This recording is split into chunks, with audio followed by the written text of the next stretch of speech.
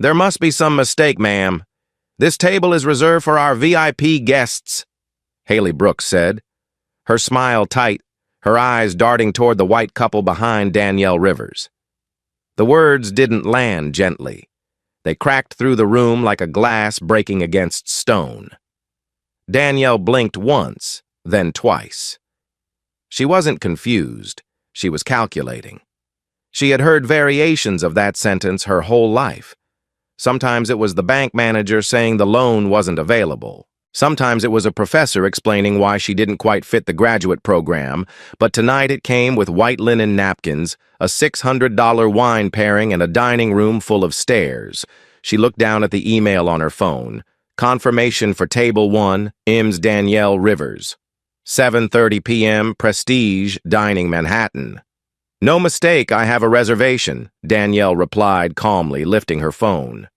Her voice was even, but her posture held steel. Under Rivers. Danielle Rivers. Haley didn't look at the screen. Her gaze had already drifted to Margot Whitfield, standing behind Danielle, swathed in pearls and entitlement, clutching a crocodile skin clutch, like it held more weight than the truth. I'm sure you do, Haley said, voice softening in mock sympathy. But this particular table has been set aside. Miss Whitfield always dines here. I can get you something near the kitchen. It's quite nice as well. Danielle didn't flinch, but something behind her eyes shifted like glass frosting in the cold. She slowly lowered her phone. Margot exhaled through her nose like someone trying not to smirk. Honestly, this is getting exhausting, she said, her voice loud enough for nearby tables to hear. Every time I come here, someone's in my spot. It's not complicated. People need to understand the rules. Haley nodded quickly. Of course, we're handling it. Danielle studied them both. She didn't raise her voice. She didn't curse. She didn't cry. She simply stepped back, her expression unreadable. For 13 long seconds, no one moved. That's when Jasmine Tran, seated 2 tables over, lifted her phone and pressed record, because something in the room had turned. Maybe it was the silence. Maybe it was the way other diners pretended not to watch while shifting in their seats. Or maybe it was the chill in Danielle's final words before she turned to leave. This restaurant, she said quietly, has just made the most expensive mistake of its existence. Margot chuckled, assuming the black woman in the navy silk suit was bluffing. Haley stood frozen, not understanding. Only Jasmine caught the flicker in Danielle's eyes, an edge of power she didn't yet recognize. What no one knew in that moment was, this Danielle Rivers wasn't just any guest. She wasn't just another black woman turned away at the velvet rope. She was the founder of the very technology that Prestige Dining had been courting for 6 months. She was the person who controlled the largest stake in the group's future AI-driven guest experience initiative. She was, in fact, the woman who could shut the lights off, and she was already calling her COO. What would you have done in Danielle's shoes? Have you ever been dismissed, looked over, or quietly pushed aside? Drop your story in the comments and don't forget to subscribe for more stories where justice finds its voice. Danielle Rivers was born on the south side of Chicago in a neighborhood where sirens were more common than silence, and ambition was often smothered before it had the chance to take a breath. Her mother, a hospital janitor, worked night shifts to keep the lights on. Her father had disappeared before she turned 5, but even then Danielle showed signs of someone who didn't intend to stay small. At 12, she found a discarded Dell laptop in a junk pile behind the church. It barely powered on, no internet. The screen flickered like an old light bulb, but she cleaned it, nursed it to life, and taught herself how to code using outdated manuals from the school library. While other kids played outside, Danielle was building simple programs, fixing bugs by trial and error, and dreaming of a world that didn't see her skin before her skill. By the time she reached high school, Danielle was tutoring her teachers in basic computer logic. She won a citywide tech competition at 17 with an algorithm that identified biased language and customer service scripts, a seed of what would later become her life's work. She went on to attend MIT on a full scholarship. But even there, surrounded by the brightest minds, the looks didn't stop. The whispered doubts. The professor who said, "You're good. Maybe too good. You sure this is your idea?" She didn't argue. She just built. After graduation, she turned down offers from the biggest names in Silicon Valley. She didn't want to sit in someone else's company. She wanted to build her own. And she did. At 29, she founded Nuvana Systems, a tech firm focused on using AI to eliminate bias in corporate environments, hiring customer support performance evaluations. Within 10 years, Nuvana had become a $2,007 billion powerhouse. But Danielle never stopped remembering where she came from. She still took the subway when she visited Chicago, still donated anonymously to tech labs in underserved schools, and still sent birthday flowers to her mother's old co-workers at the hospital. She had endured so much quiet racism in boardrooms, backhanded compliments from investors, being mistaken for someone's assistant more times than she could count. But she never let it break her. What kept her steady wasn't rage, it was resolve. So when that hostess looked her in the eye and tried to erase her, she didn't react out of anger. She responded out of memory, of every door that was slammed in her face, of every room she had to kick her way into, and of every little girl watching, waiting to see if success could really protect you from being dismissed. Danielle knew that some battles aren't fought with volume, they're fought with position. With timing, with power you don't announce until it's too late. Because she didn't just build a company, she built leverage. What fuels you to keep going, even when the world tells you to stop? Share your story in the comments. Prestige. Dining wasn't just a restaurant, it was a symbol. Nestled on the corner of Madison and 57th in the heart of Manhattan's luxury district, the flagship location of the Prestige Dining Group was where power dressed for dinner chandeliers imported from Italy, hand-stitched leather booths, and a guest list that included senators, fashion moguls, and billionaires. Getting a table wasn't about money, it was about status. On the surface, Prestige was flawless. Polished service, exquisite plating, and an unspoken promise.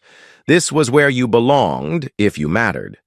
But beneath the surface, something uglier had long taken root. The company's marketing boasted exclusive inclusivity, but the culture told another story. Waitstaff quietly referred to black patrons as walk-ins, even when they had confirmed reservations. Latino families were often seated near the kitchen, far from the city views that white diners paid to enjoy. Asian guests were politely over-explained the wine list as if unfamiliar with fine taste. It wasn't loud, it wasn't obvious. It was something more dangerous, subtle, polished, and practiced. The rot had started years ago, but had been fertilized by people like Dean Sutter, the senior floor manager, a man who knew the names of every hedge fund client but couldn't be bothered to learn those of his Filipino dishwashers. Dean believed in managing optics. That meant ensuring familiar faces sat at the front tables while unfamiliar ones were gently redirected elsewhere. He had trained Haley Brooks, the young hostess, to recognize those faces. Not by ID, not by title, but by skin tone, wardrobe posture. She was good at it. Too good. And she quickly learned that some faces brought trouble. Trouble in the form of guests who overreact. Guests who record guests who file complaints. Most of them weren't white. Then there was Loretta Vance, the regional director and longtime executive at Prestige Dining Group. She didn't give direct orders to discriminate. She never said, "Keep the black guests in the back." But she didn't have to. Her silences were commands. When a donor's niece complained that a loud table made her uncomfortable, Loretta had the guests moved without asking. When an intern suggested adding Juneteenth specials to the seasonal menu, Loretta replied, "That's not really our clientele, is it?" Prestige had built its empire on appearances. But behind the Art Deco lighting and Michelin stars, it ran on favoritism, backdoor deals, and an unwritten caste system. The irony, they were preparing to modernize. 6 months before the incident with Danielle Rivers, the board of Prestige Dining had begun vetting a series of tech firms to overhaul their customer data systems. The goal was to streamline reservations, personalize service, and most importantly, reduce complaints. The executive committee wanted cutting-edge solutions that felt invisible, flawless, predictive. What they didn't know, what Loretta Vance herself didn't know, was that the finalist in their procurement shortlist was Nuvana Systems, the very company Danielle Rivers had founded. A company whose entire mission was built on eliminating systemic bias in guest experiences. Danielle hadn't pushed for the contract. It had come through routine sales channels. A project manager at Nuvana had handled most of the talks. Danielle only got involved weeks later after seeing a draft proposal cross her desk. She had raised one eyebrow: Prestige Dining. She knew the name and she knew their reputation, but she didn't pull out. She watched quietly, observing their values, testing the gaps in their pitch. Prestige, for its part, had no idea who she was. Like many old-world corporations, they rarely researched who stood behind the companies they partnered with, especially when those companies were led by black women.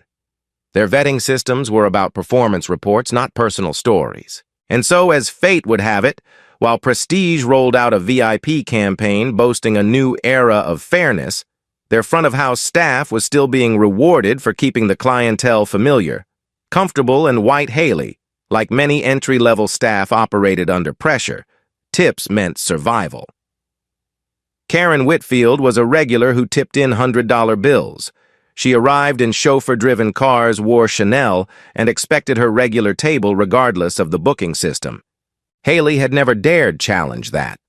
So when Danielle Rivers arrived that evening, confident, composed, and dressed in subtle elegance, Haley didn't see a tech mogul. She saw a problem. And when Karen's eyes narrowed, Haley fell into old training: protect the regulars, preserve the image. Dean Sutter reinforced that instinct with a subtle nod from across the room, and Loretta. She wasn't there in person, but her influence hovered like perfume. No one could name, but everyone could smell. This was the foundation. Danielle had walked into an empire built on selective service, fear-driven decisions, and coded behavior that had gone unchecked for too long. What they didn't realize was that their next contract meeting was scheduled just 5 days away. And this time, Danielle wouldn't be silent in the background. Have you ever walked into a place and felt invisible, like no one saw your worth? Tell us about it in the comments. Ma'am, I'm going to have to ask you to step aside. This table is spoken for. Haley Brooks said it again, firmer this time. Her voice trembled just slightly, betraying nerves behind the practiced smile. The words echoed with an edge of finality, like a quiet gavel falling in a courtroom that never gave Danielle Rivers a chance. Danielle didn't move. She stood at the side of table 1, round, white-clothed, framed by flickering candlelight and an unobstructed view of Fifth Avenue's glimmering skyline. It was her assigned table. She had the confirmation. She had arrived exactly on time, and yet she stood there like an intruder. "I've already shown you my reservation," Danielle said again, her voice still calm but colder now. "Rivers Danielle. Booked through your in-house concierge 2 weeks ago." Behind her, Margot Whitfield sighed audibly, arms crossed, shifting her weight with theatrical impatience. "I'm going to be late for my meeting," she said to no one in particular, but loud enough to draw attention from nearby diners. Danielle turned slightly. Her gaze met Margot's. "That's unfortunate." Danielle said her words quiet, but razor-sharp. "Because I was on time for my table, the one you seem to believe belongs to you." Margot's mouth curled. "Oh, please, everyone knows this is my usual seat. I come here every Thursday. Ask anyone." Haley took a breath, then stepped in again. "Miss Rivers, I understand the confusion, but if you'd let me seat you at a comparable table in the rear—" "No," Danielle interrupted. "I didn't book comparable. I booked this table. I arrived on time. I presented my ID and my confirmation. The only thing that changed is that she tilted her head toward Margot, "doesn't think I belong here." By now, whispers were circulating. Forks paused mid-air. Eyes flicked from face to face. Jasmine Tran, 2 tables away, slowly angled her phone under her napkin and hit record. From the corner of the room, Dean Sutter approached with the kind of smile that had been used for decades to smooth over institutional insult. "Ladies," he began, clasping his hands, "I'm sure we can resolve this quickly. Ms. Rivers, perhaps we can upgrade you to a private lounge table. Complimentary champagne." "Of course I don't drink," Danielle replied flatly. "Well," he said, still smiling, "then a premium appetizer on the house. Truly, we didn't anticipate this overlap." Danielle leaned forward slightly. "Let me ask you something. Mr. Sutter. Dean Sutter. Mr. Sutter. When was the last time you asked Ms. Whitfield to move from this table?" Dean hesitated. Margot laughed softly. "He never has to, because I'm the one who's always booked it." Danielle locked eyes with Dean again. "So she arrives without a reservation and assumes this table is hers. And rather than follow your system, you remove the person who actually followed the rules. That's your policy." Dean's smile faltered. "There's no need to escalate." "I'm not escalating." Danielle said, "I'm clarifying." That was when Margot stepped closer. Her voice dropped, but her words cut through the air. "Look, I don't know who you are, and frankly, I don't care. But people like me—" Danielle raised an eyebrow. "People like you?" "Yes," Margot snapped. "People who helped build this city, who support establishments like this. We have earned a certain courtesy. You can't just walk in and claim it." Silence. Even Haley looked down. Danielle's next words were like a pin dropping in a room full of crystal. "I built the software your reservation system runs on." Margot blinked. Dean furrowed his brow. Danielle pulled out her phone again, not to show her reservation, but to open her email and scroll briefly before turning the screen toward Dean. It was a contract draft. Top left corner, Nuvana Systems X Prestige. Dining group subject line, AI integration proposal. Pending final approval. Client contact, Loretta Vance. "Maybe this rings a bell," Danielle said softly. Dean's face went still. Haley looked from Danielle to the screen, then to Dean, searching his expression for direction. Margot scoffed. "You're bluffing. Anyone can make a fake email." "Try Googling my name," Danielle said. "It won't take more than 30 seconds. Dean didn't move. His face drained of color, but it wasn't enough. Not yet. A moment later, a voice came from behind, clipped cold. "What seems to be the problem here?" Everyone turned. Loretta Vance stood just inside the dining room's private corridor. She had arrived unexpectedly for a board dinner, but had noticed the commotion. Dean exhaled with relief.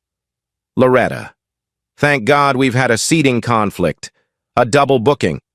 Ms. Rivers here insists. She has a confirmed reservation," Jasmine Tran said loudly from her table, holding up her phone. "You're trying to remove her for that woman who walked in late." Loretta's eyes flicked to Jasmine, then to the phone, then to Danielle. "Ms. Rivers," Loretta said, cool and composed. "Let's speak privately, shall we?" "No," Danielle said. "We'll speak right here." A murmur went through the room. "Security is available if needed." Loretta said she didn't raise her voice. She didn't need to. It was a warning in perfume and pearls. Danielle stared at her. "So that's it. You're ejecting me for following your own rules. In public with witnesses. You're disrupting the experience for our other guests," Loretta said, gesturing toward Margot, who gave a smug half-smile. Danielle took a breath, then pulled out her phone again. "I'm documenting this," she said. "Every word. You can't," Dean started. "I can." Danielle cut in. "And I am," and she pressed record. The room was utterly still. The clinking had stopped. Even the jazz from the speakers seemed to fade. Jasmine's phone kept rolling. A couple at a neighboring table whispered, "Is that the Nuvana CEO?" Loretta's lip twitched, but she didn't back down. "Miss Rivers, I'm asking you to leave now, or I'll call building security." Danielle didn't resist. She didn't raise her voice. She simply tapped a button on her phone and slid it into her coat pocket. Then slowly she picked up her clutch, adjusted her sleeves, and turned to face the room. This is what systemic bias looks like. She said to no one and everyone. It's not loud, it's not violent, it's polite, dismissive, and it hides behind policies designed to be manipulated. Then she walked toward the exit. As she passed Jasmine's table, she paused. "Keep the footage," she said quietly. "You might want it." Jasmine nodded. Margot exhaled triumphant. Dean turned away. Haley stared at the floor. But Loretta stood frozen, suddenly uncertain. Something in Danielle's tone didn't feel like defeat. It felt like warning. Outside, the night air was sharp. Danielle stepped onto the sidewalk, lifted her phone, and tapped her call history. Anthony Cross picked up on the second ring. "You ready?" he asked. "Start the clock," Danielle said. 13 minutes. Would you have stayed silent, or would you have recorded too? Drop your thoughts below. It took 4 minutes for the video to hit Twitter. Jasmine Tran uploaded a 47-second clip with the caption, "Black female CEO denied her table at Prestige, while a white walk-in is seated instead. She had the reservation, they called security, hashtag Danielle Rivers, hashtag dining while black." By minute 5, it was retweeted by a former senator. By minute 8, it was featured on 3 major tech blogs. By minute 13, the exact time Danielle had promised Anthony, the story was everywhere. In a single evening, Prestige. Dining Group's polished reputation began to crack like antique glass under a hammer. The video showed everything clearly. Danielle's calm explanations, the visible reservation, Margot Whitfield's smugness, Haley's discomfort, Dean's vague threats, Loretta's final blow. "Leave, or I'll call security." The footage wasn't angry. It wasn't edited, it was quiet, professional, devastating. By 9:45 p.m., it had over 2 million views on TikTok. By 10:12 p.m., Danielle Rivers was trending hashtag 2 on X, formerly Twitter. By midnight, hashtag Prestige. Shame had passed 6.3 million mentions across platforms. Celebrities began weighing in. A-list actress Naomi Lennox reposted the video with, "You humiliated a woman who built the system you're using.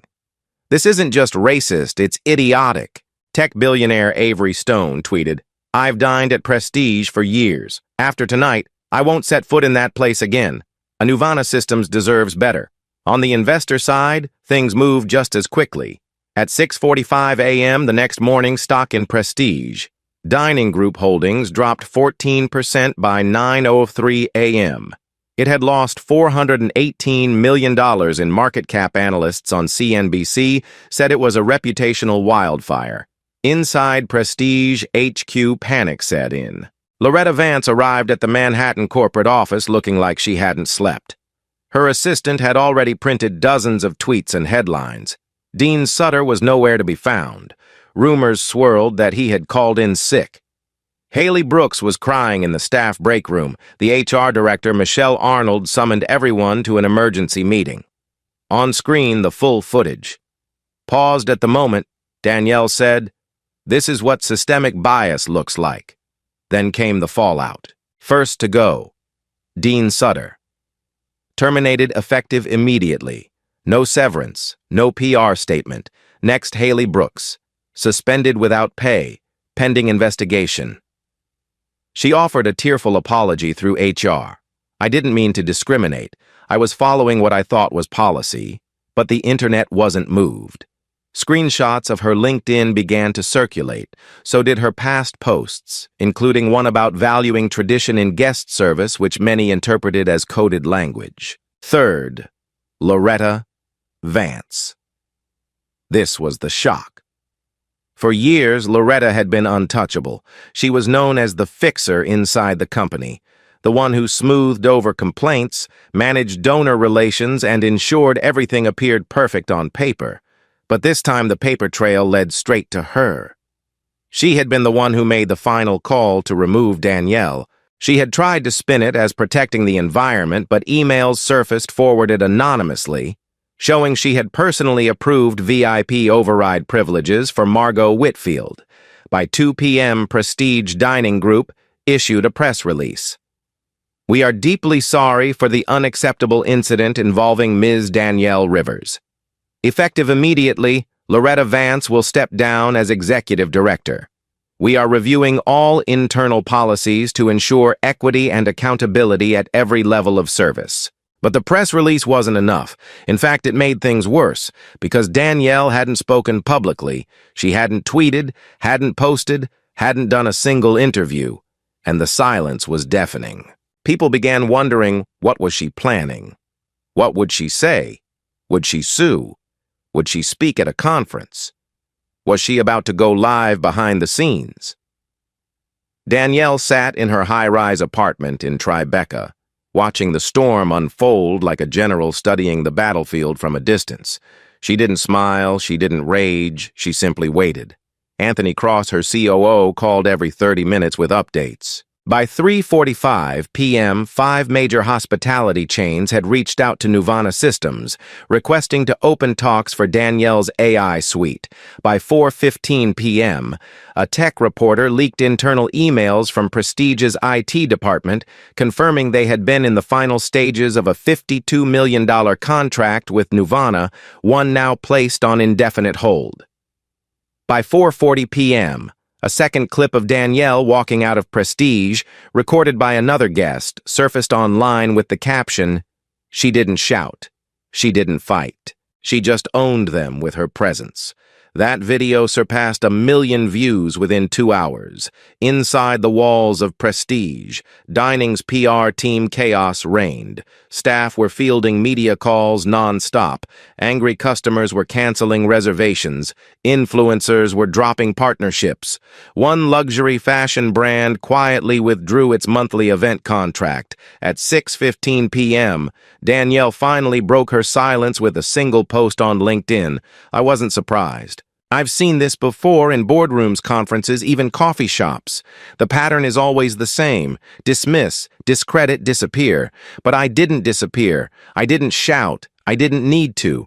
Because power doesn't always announce itself. Sometimes it just waits, then acts."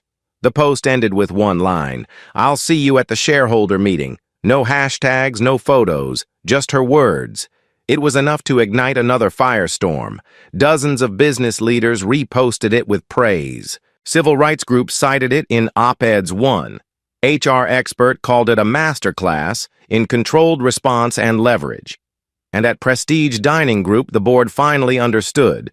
Danielle Rivers hadn't just embarrassed them. She had cornered them because in just 13 minutes, they had offended, removed, and dismissed the very woman they had been preparing to partner with at the highest level, and she hadn't needed to lift a finger in revenge. All she had done was tell the truth and let the world watch. Do you believe silence can be more powerful than shouting? When would you speak, and when would you wait? Share your answer below. The boardroom at Prestige. Dining Group's headquarters hadn't seen this much tension in years. Leather chairs gleamed beneath polished brass lighting, and the mahogany conference table, once a stage for champagne toasts and quarterly reports, was now quiet. 12 board members sat with hands folded, eyes lowered. The room smelled of fear masked by cologne. At exactly 9:00 a.m., the double doors opened. Danielle Rivers stepped in. She wasn't wearing designer armor, no flashy logos, no statement heels, just a simple gray tailored suit, soft blouse, and a notebook tucked beneath her arm. Power didn't need accessories today, it needed presence. Behind her walked Anthony Cross, COO of Nuvana. Systems calm and unreadable, he offered no greetings. He just nodded once at the board's legal counsel and took his seat beside Danielle. Loretta's chair was empty. "Let's begin," Danielle said, taking the head of the table, a place no one dared contest. The room remained still. "I've called this emergency shareholder meeting under full rights afforded by my equity stake," she continued. "As many of you now know, I own 25% of Prestige Dining Group's private voting shares. There was a stir. Some already knew. Others didn't. She let the weight of it settle. I acquired that position 3 years ago through my holding company quietly as part of an early diversification strategy. Until now, I have never exercised voting power. That changes today. Danielle opened her notebook and read, "On May 10th, I was publicly humiliated, denied service, despite a confirmed reservation, and removed from one of your flagship locations due to implicit and explicit racial bias." No one interrupted. She continued, voice steady. "I don't want an apology. I don't want compensation. I want change. Starting today." She turned to the board's chair. A gray-haired man named Charles Brenner who looked like he hadn't slept since the video went viral. "I'm submitting a formal motion to reorganize the company's executive leadership structure.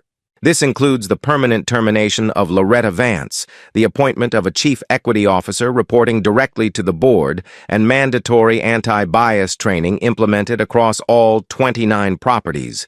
Charles cleared his throat, then said hoarsely, "Ms. Rivers, such motions require a review. I already consulted with counsel." She interrupted, Article 12. Section 4 of your operating agreement allows emergency motions if shareholder harm is demonstrated. Anthony slid a printed report across the table. "Estimated revenue loss. Since the incident, $62 million, he said. Projected attrition of corporate clients if nothing changes.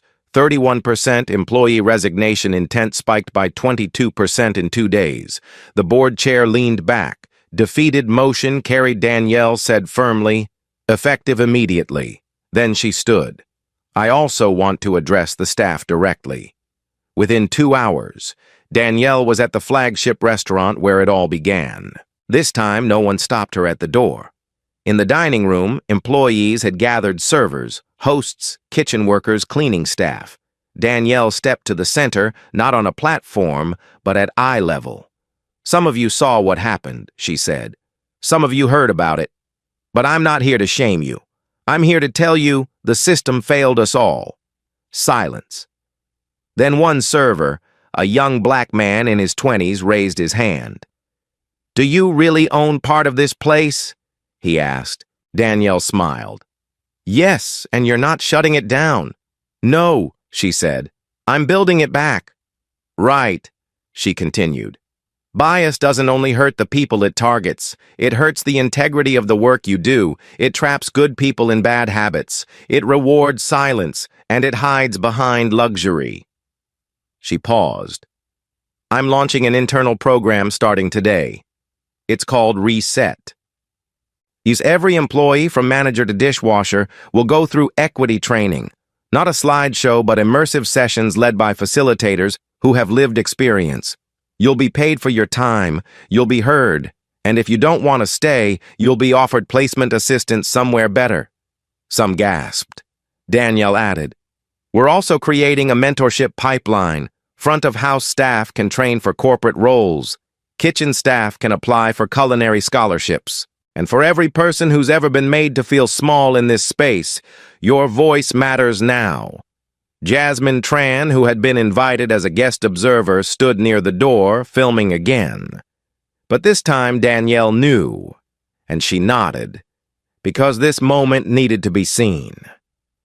That evening, Reset was announced publicly through prestigious social media platforms.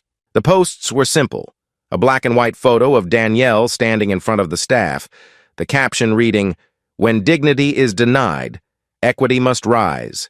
Change begins now. #ResetWith us." Within 24 hours, the company saw an unexpected shift. Former customers, especially black and minority patrons, returned. Not in huge numbers, but symbolically. Some came just to tip staff who'd spoken up. Others sent letters. A grandmother from Atlanta wrote, "I watched what they did to you, and I watched how you handled it. My granddaughter saw herself in you. Thank you for not walking away." Even critics who doubted corporate change were forced to admit this wasn't just a PR patch, it was a reconstruction. And Danielle didn't stop there. At Nuvana Systems, she began consulting with 3 other luxury restaurant groups to implement bias tracking software and anonymous guest feedback platforms. She pushed for data transparency, for employee equity councils, and for open reporting structures that protected whistleblowers. Meanwhile, Sarah Brooks, the young hostess who had asked Danielle to move, was given a chance to join the Reset program as a participant, not as a scapegoat. She accepted. In one of the workshops, she spoke with tears in her voice. I didn't think I had power, so I copied what I saw. But silence is power too. I used mine the wrong way. I want to change that. Danielle didn't forgive quickly, but she believed in structure, in repair, and in justice, not as vengeance, but as responsibility. How would you rebuild a system that once rejected you? What does justice look like when you're the one holding the keys? Let us know in the comments. 6 months later, the name Prestige Dining Group didn't conjure scandal anymore. It brought something rarer respect. The company had rebuilt itself, not just with policies, but with purpose. The Reset initiative, led personally by Danielle Rivers for its first 90 days, had transformed into a permanent division Prestige Equity and Experience Department PED, the first of its kind in the fine dining industry. Each property now employed an internal equity advisor. Guest feedback wasn't just a formality, it was reviewed weekly by rotating employee panels. Menus included heritage spotlights from marginalized communities, hiring guidelines were rewritten from the ground up, and anonymous staff surveys revealed something surprising. Morale was the highest it had ever been, but the most meaningful transformation was personal. Danielle stood in the main dining room of the Manhattan flagship. Yes, the same room where it had all begun, and watched as 2 young women were seated at table 1. One was black. The other was Latina. Both wore lab coats under their winter jackets. They didn't glance around nervously. They knew they belonged, the host who had welcomed them. A young black man named Xavier, who started as a dishwasher but had risen through the mentorship program Danielle launched. He had trained under one of the city's best maitre d's. His posture was proud, his presence graceful. Danielle smiled. She didn't need to stay. Just watching was enough. As she turned to leave, she heard a soft voice behind her. Miss Rivers. It was Sarah Brooks. Her hair was shorter now, her posture less stiff, her tone unrecognizably humble. She wasn't in uniform, she held a training binder. I didn't expect to see you here. Sarah said, her voice steady but tentative. Danielle nodded once I came to check on table 1. Sarah followed her gaze, then looked down. I think about it every day, she said quietly. What I said, what I didn't say. I was scared of losing my job, but that doesn't excuse anything. Danielle looked her over, not with pity, not with disdain, just awareness. What have you done since she asked? Sarah exhaled. I joined the Reset program. Then I stayed. I asked to help teach it. I'm still learning, but I want to do better and help others do better too. Danielle let a silence hang in the air, then finally offered her hand. Then keep going.